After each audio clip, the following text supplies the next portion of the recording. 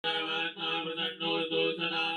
गणेशाम्बिकाभ्यां नमः। प्रार्थना पूर्वक अनंत कोटि फल प्राप्त्यर्थम नमस्कारान् समर्पयामि।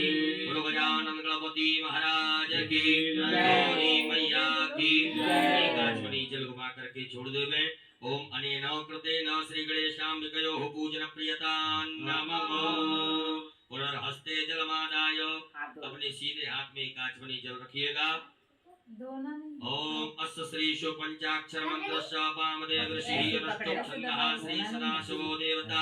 ओंकारो बीजं नमः शक्ति शिवाय इति कीलकं कहिएगा। मम सांब सदाशिव पार्थेश्वर रुद्र देवता प्रीत्यर्थे न्यासे च विनियोगः। छोड़ दीजिएगा सामने भगवान भोलेनाथ के सामने डालो। सभी माताएं हाथ जोड़े, पुरुष वर्ग न्यास करेंगे। अपने हाथ को स्पर्श कराते जाएंगे। ओम ब्रह्मा विष्णु रुद्र शब्दो नमः शिरसि। ओम अनुष्टुप छंदोभ्यो नमः मुखे।